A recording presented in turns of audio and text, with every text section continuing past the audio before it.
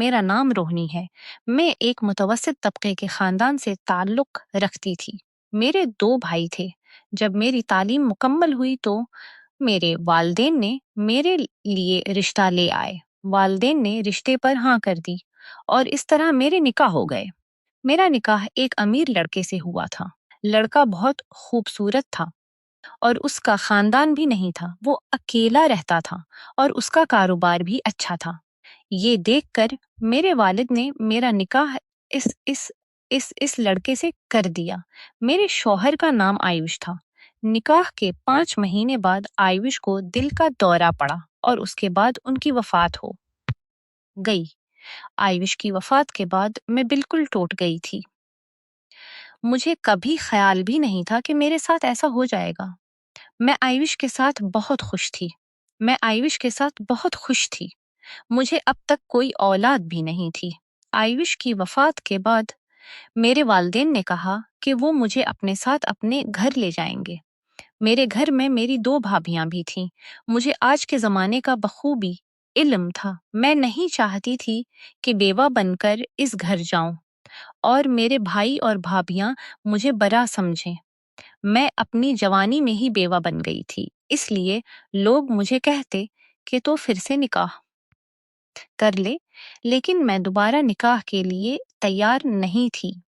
मेरे पहले शौहर के घर में कोई नहीं था और घर भी बहुत बड़ा था। इस घर में मुझे इज्जत और सब कुछ मिला था। मुझे डर था कि नए रिश्ते में जाने से मेरी जिंदगी बेहतर होने की बजाय और भी बरी हो जाए। इसलिए मैं दोबारा निकाह नहीं करना चाहती थी और न ही मैं मायके वापस जाना चाहती थी। मैं समझती थी कि मुझे अपने शौहर के घर ही रहना चाहिए। घर बहुत बड़ा था, इसलिए अकेले रहने में मुझे डर लगता था। रात को कुत्ते भौंकते तो मेरा दिल धड़क जाता। मैं पहले से डरती नहीं थी, लेकिन जब से आयुष की वफात हुई, इस दिन से मुझे हर चीज से डर लगने लगा। छोटी छोटी बातों से भी मैं घबरा जाती। इस तरह खौफ में मेरे दिन गुजर रहे थे। इस तरह खौफ में मेरे दिन गुजर रहे थे। मेरे शौहर का कमाने की कोई जरूरत नहीं थी। बाकी पैसे मेरे अकेले के लिए काफी थे। मैं बहुत ज़हीन और पढ़ी लिखी थी। मुझे लगा कि मैं बच्चों को ट्यूशन पढ़ा दूं, लेकिन फिर मेरे जहन में एक ख्याल आया कि मैं के नीचे वाला हिस्सा किराया पर दे दूं। इससे मुझे घर में थोड़ा सहारा मिल जाएगा और मैं पूरा दिन बगैर किसी डर के गुजार सकूंगी। मैंने सोचा कि मुझे घर किराया पर देना चाहिए, लेकिन सिर्फ शरीफ खानदान को। मैं किसी अकेले शख्स को घर किराया पर नहीं देना चाहती थी, क्योंकि मैं अकेली थी। मैं कभी कभार पड़ोसियों से बातचीत करती थी, लेकिन किरायादार के बारे में जानना जरूरी था। इसलिए मैं पड़ोस में गई और सबसे कहा कि मुझे किरायादार चाहिए, मगर शर्त यह है कि शरीफ खानदान हो। मैं अपना घर किसी एक शख्स को नहीं दे सकती थी। मैंने ये बात कही तो सिर्फ 2 दिन बाद मेरा दरवाजा खटखटाया। सुबह का वक्त था और डोरबेल बजी। मैं दरवाजा खोलने गई तो बाहर एक बूढ़ी औरत और एक नौजवान लड़का खड़े थे। मैंने उनसे पूछा कि मैं आप दोनों को नहीं जानती, आप कहाँ के हैं और कौन हैं। ये सुनकर लड़के ने कहा, आप ये घर किराया पर देना चाहती हैं। हम इसी सिलसिले में आए हैं। हम इस घर में रहना चाहते हैं। हमारे अलावा इस घर में कोई और नहीं रहेगा। मैंने कहा, हाँ, आपकी बात दुरुस्त है। मैं शरीफ खानदान ही तलाश कर रही थी। मैं नीचे वाला कमरा किराया पर देना चाहती हूँ। मैंने पूछा, तुम दोनों में से बेटा इस घर में रहना चाहता है?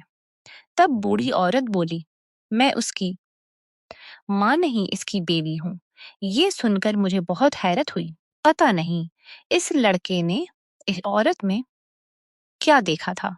लड़का देखने में बहुत खूबसूरत था। इसका नाम सुरेश था और बूढ़ी औरत का नाम रजनी था। मैंने कहा, माफ कीजिए, मुझे पता नहीं था कि आप दोनों मियाँ बीवी हैं। इसने कहा, कोई बात नहीं, अक्सर लोग हमें देखकर हैरान हो जाते हैं। फिर सुरेश ने कहा, मैडम, आप हमें घर किराया पर दे सकते हैं। हमें रहने की जगह की जरूरत है और आपको किरायादार की भी। मैंने कहा, मैं आपको इस घर में रहने की इजाजत देती हूँ। ये ले कमरे की चाबी, आप अपना सामान ला सकते हैं। फिर सुरेश हंसते हुए रजनी जी की तरफ देखने लगा और बोला कि हम आपको मुंह मांगी रकम देंगे। ये सुनकर मैं खुश हो गई। मैंने चाबी दी और थोड़ी देर बाद वो लोग सामान लेकर आ गए और अपना सामान रख लिया। पूरा दिन इसी तरह गुजरा और शाम हो गई। शाम को मैं सोच रही थी कि सुरेश ने रजनी में ऐसा किया देखा कि इससे निकाह कर लिया। कौन जाने उसकी किया मजबूरी थी। लेकिन मैंने उन बातों को नजरअंदाज करके बावर्ची खाने में खाना बनाने चली गई। खाना बनाते वक्त मुझे मेरी माँ की बात याद आई। माँ ने कहा था कि अगर कोई नया पड़ोस में आए तो उसे खाना खिलाओ, उससे उससे सुकून मिलता है। और कौन जाने उनके पास घर में खाने के लिए सामान है या नहीं, अगर वो मुश्किल में हूं। ये सोचकर मैंने रजनी जी और सुरेश के लिए खाना तैयार किया और जल्दी नीचे गई। जब मैंने दरवाजा खटखटाया तो अंदर से किसी ने जवाब नहीं दिया। मुझे लगा शायद थके होने की वजह से सो गए होंगे, इसलिए मैं वापस जाने लगी। अचानक दरवाजा खुला और सुरेश खड़ा था। उसने कहा, आप यहाँ क्या कर रही हैं? मेरे हाथ में खाना देखकर बोला, रोहिणी जी, आपको खाना लाने की क्या जरूरत थी? रजनी बावर्ची खाने में खाना ही बना रही है। मैंने कहा, कोई बात नहीं। मैंने कहा, कोई बात नहीं, ये मेरी जिम्मेदारी है। आप आज मेरे मेहमान हैं, इसलिए मैंने आपके लिए खाना बनाया है। कल से हम एक ही घर में, इस एक खानदान की तरह साथ रहेंगे। मैं रजनी जी की तरफ जाने लगी तो अचानक सुरेश मेरे सामने आकर खड़ा हो गया और कहा कि रजनी जी को शदीद सर दर्द हो रहा है, इसलिए वो कमरे में गई हैं। मैंने कहा, वो तो अभी खाना बना रही थी ना। इसने कहा, खाना बनाते वक्त ही सर दर्द होने लगा और वो जाकर सो गईं। अगर अब मैं उन्हें जगाऊं तो सर दर्द और बढ़ जाएगा। आप जानते हैं उनकी उम्र कितनी है, इसलिए वो बीमारियों में घरी हुई हैं। अगर मैं उन्हें जगा दूं तो वो और परेशान हो जाएंगी। ये सुनकर मैं कुछ ना बोली। खाने के बाद चुपचाप सो गई और सोचने लगी कि सुरेश ने बात कैसे घुमा दी। पहले कहा रजनी खाना बना रही हैं, फिर जब मैं बावर्ची खाने जाने लगी तो कह दिया कि सो रही हैं। मैंने सोचा अब मुझे क्या करना चाहिए, इसलिए मैंने उसे नजरअंदाज कर दिया। मैंने सोचा था कि मैं रजनी जी को अपनी बड़ी बहन बना लूंगी। हम दोनों इस घर में बैठकर आराम से बात कर सकेंगी। वो अकेली हैं और मैं भी अकेली हूँ। पूरा दिन अकेले रहेंगे तो हम एक दूसरे का सहारा बनेंगे, दिल हल्का करेंगे। और आहिस्ता मुझे रजनी जी की जिंदगी के बारे में भी पता चल जाएगा कि उन्होंने सुरेश से निकाह क्यों किया। रात का काफी वक्त गुजर गया, लेकिन रजनी जी मेरे पास शुक्रिया अदा करने नहीं आई। मैंने सोचा कोई बात नहीं, सुबह मिलूंगी तो शायद कहेंगी। वैसे मुझे उनके शुक्रिया की जरूरत नहीं थी, लेकिन मैं उनसे बात करना चाहती थी। मैं अपनी रात सुकून से गुजारने वाली थी, क्योंकि घर में किरायादार आ गए थे। पहले घर में कोई सहारा नहीं था। ये बात मुझे परेशान कर रही थी। मेरे शौहर आयुष मुझे बहुत प्यार करते थे। उन्हें याद करते रोते रोते मुझे नींद आ गई। आधी रात को अचानक मेरी आंख खुल गई। पता नहीं क्यों इतनी देर रात को आंख खुली। ऐसा लगा जैसे कोई औरत जोर जोर से रो रही हो, बहुत दर्द में हो, उसे किसी की मदद चाहिए। मुझे बहुत डर लग रहा था। डर से मेरा पूरा जिस्म कांप रहा था। मैं बिस्तर पर लेट गई और कानों पर हाथ रख लिए, लेकिन आवाज बंद नहीं हो रही थी। ऐसा करते करते सुबह के 6 बजे आवाज बंद हुई। तब मुझे थोड़ी राहत मिली। थोड़ी देर बाद नींद आ गई। सुबह आंख खोली तो 10 बजे थे। मैं घबरा कर जाग गई, उठकर चाय बनाई, हाथ मुंह धोकर चाय लेकर गैलरी में गई। गैलरी में देखा कि सूरज गली में खड़ा फोन पर बात कर रहा था। लगता था कहीं जा रहा है। बात करते हुए इसने मेरी तरफ देखा और मुझे देखकर हंसने लगा। फिर वहां से निकल गया। मैंने सोचा अब रजनी जी से बात करने का अच्छा मौका है। मैं इससे ठीक से मिल भी नहीं पाई थी। मैं इसके साथ बैठकर बात करना चाहती थी। मैंने सोचा जल्दी काम खत्म करके रजनी जी के पास बैठूं। मैंने अपना काम तेजी से किया और नीचे गई। सुरेश वहां नहीं था। मैंने दरवाजा खटखटाया तो अंदर से बंद था। मैंने बार बार खटखटाया लेकिन कोई नहीं खोला। थोड़ी देर बाद अंदर से आवाज आई, रोहनी जी, ये आप हैं। आवाज रजनी जी की थी। मैंने कहा, हाँ रजनी जी, दरवाजा खोलो, मैं रोहनी हूँ। रजनी रजनी जी ने दरवाजा खोला। जब मैंने उनकी तरफ देखा तो उनकी आंखों में आंसू थे। मुझे हैरत हुई। वो कहने लगे, मेरे शोहर ने मुझे किसी को अंदर आने की इजाजत नहीं दी, इसलिए मैंने दरवाजा नहीं खोला। आपकी आंखों में आंसू हैं, मतलब आप रो रही हैं। उन्होंने कहा, मैं आपको अपनी कहानी क्या बताऊं, मैं बहुत परेशान हूं।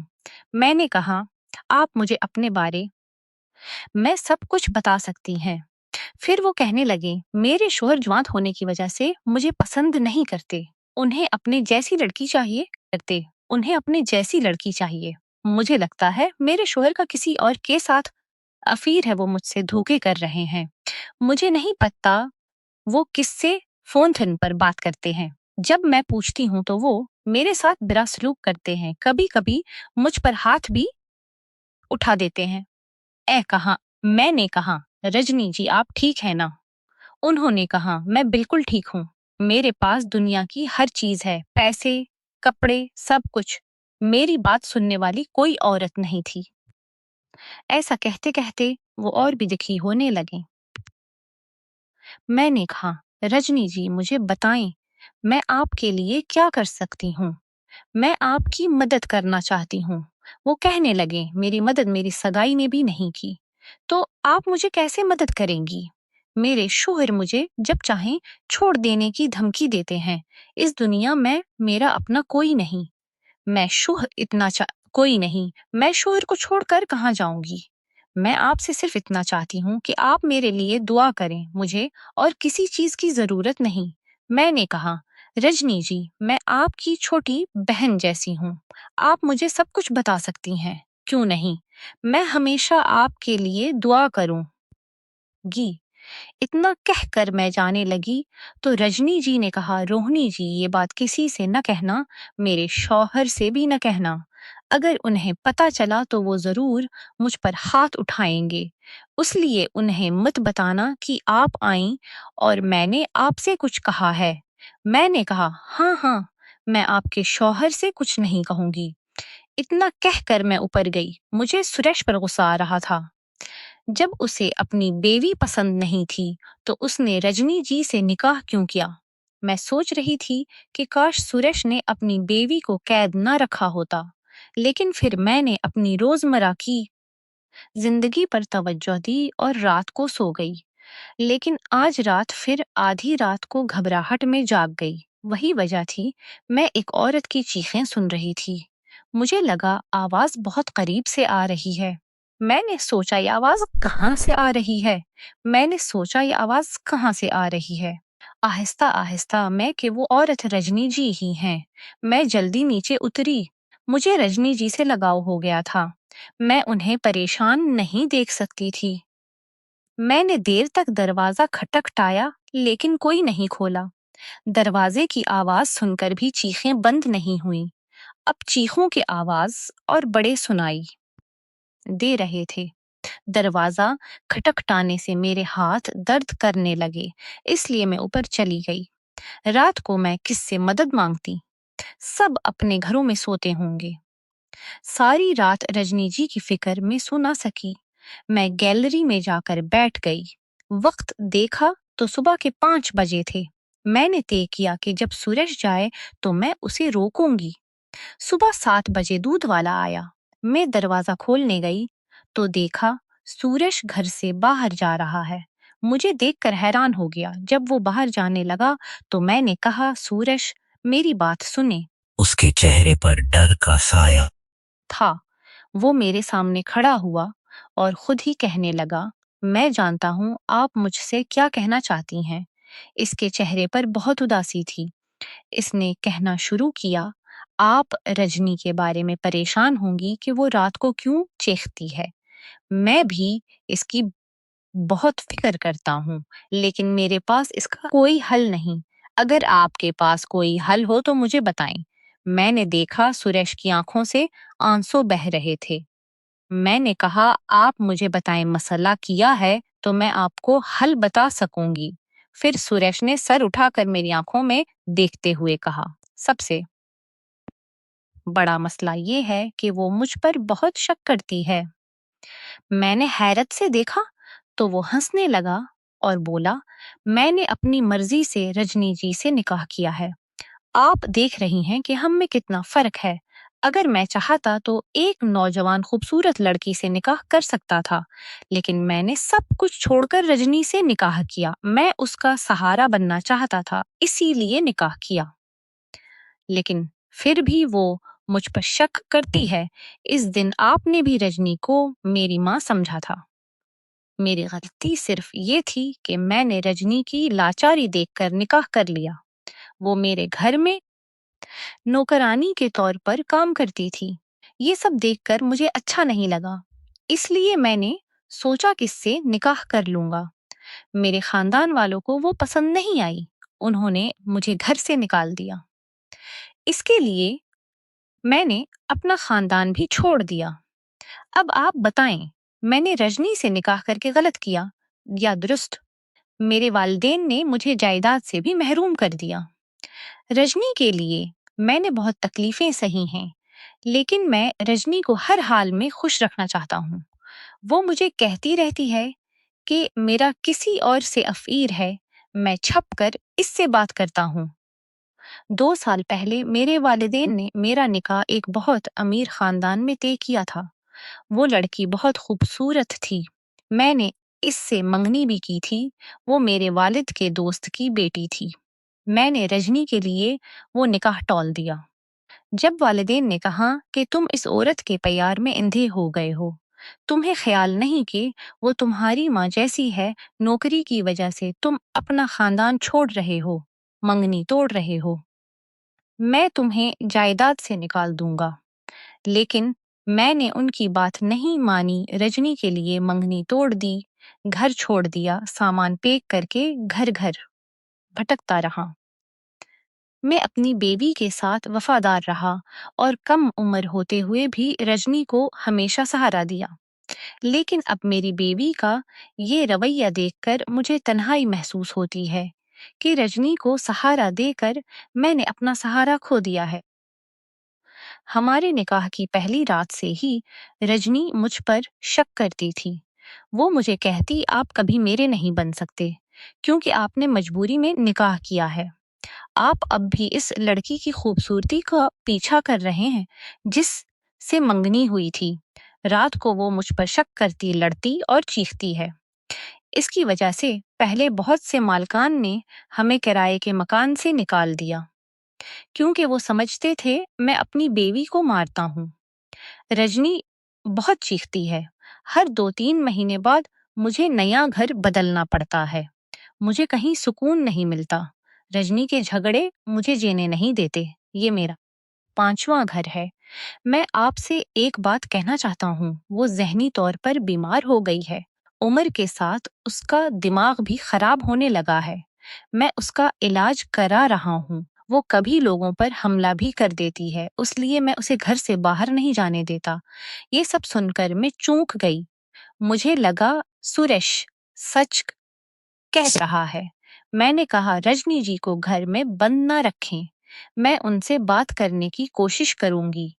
ये सुनकर सुरेश परेशान हो गया और बोला, आप ये इसलिए कह रही हैं क्योंकि आपने अब तक उसकी हालत नहीं देखी। जब उसे गुस्सा आता है तो वो नुकसान पहुंचाती है। अगर मैं ऑफिस में हूँ और वो आप पर हमला कर दे तो मुजरिम कौन? मैंने कहा, अगर रजनी जी मुझे नुकसान पहुंचाती हैं, तो मैं आपको उसमें बरी नहीं ठहराऊंगी। फिर उसने जेब से चाबी निकाल कर मुझे दी और कहा, ये दरवाजे की चाबी है। अगर आपको लगे रजनी गुस्से में है, तो फौरन घर छोड़ दें।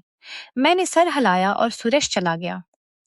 ये सोचकर मुझे फिक्र होने लगी कि सच कौन है। दोनों ने अलग-अलग बातें कही थी। मैं जल्दी ऊपर आई, काम किया, फिर फारिग होते ही नीचे गई और रजनी जी सोफे पर बैठी थी, गहरे ख्यालात में खोई हुई, रो रही थी। मुझे देखते ही हैरत से बोले, आप यहाँ कैसे आईं? मैंने कहा, मैंने सोचा आप अकेले हैं। मैं भी अकेली हूँ, इसलिए बात करने आई हूँ। रजनी जी मुझे गले लगाकर रोने लगी। मैंने कहा, रोने की क्या जरूरत है? या ये आपके साथ है? आपकी छोटी बहन आपके साथ है ना?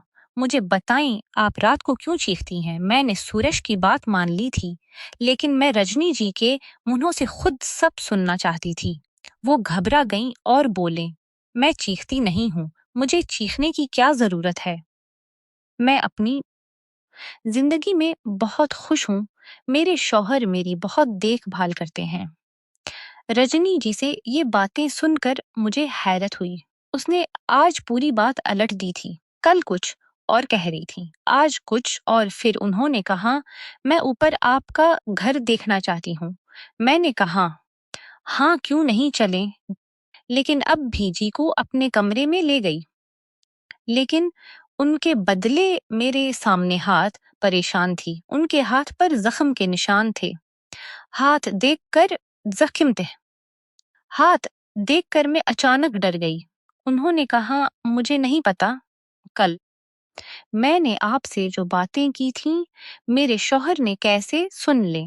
लगता है कमरे में कैमरा लगाया है जो सब रिकॉर्ड करता है। इसलिए मैंने आपसे नीचे कहा कि मैं बहुत खुश हूँ।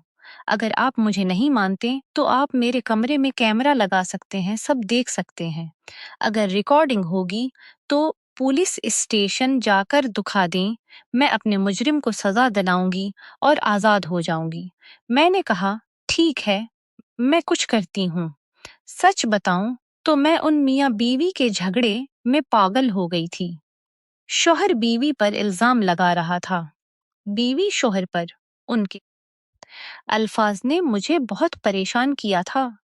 मैं जिसकी बात सुनती, इसकी बात मान लेती। मुझे लगता था दोनों अपनी जगह सच्चे हैं, दोनों बेगुनाह लगते थे। सच जानने का एक ही तरीका था, नीचे कैमरा लगाऊं। मैंने कैमरा के लिए किसी से कहा था। रात को भी मुझे नीचे से चीखों की आवाजें आती रहें।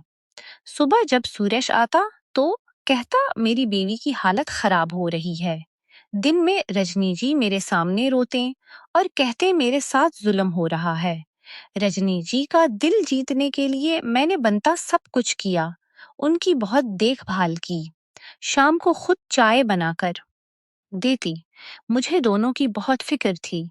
चाहती थी अगर सुरेश मुजरिम हो तो सजा मिले, अगर रजनी बीमार हो तो इलाज हो।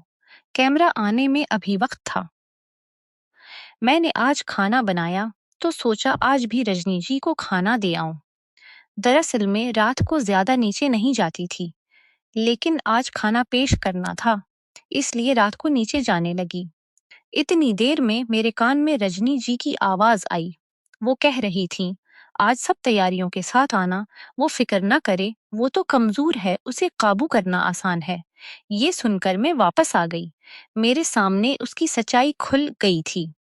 मुझे नहीं पता मुझे नहीं पता मेरे दिमाग में क्या बातें चल रही थीं। मुझे लगा जैसे रजनी जी ही गलत हैं।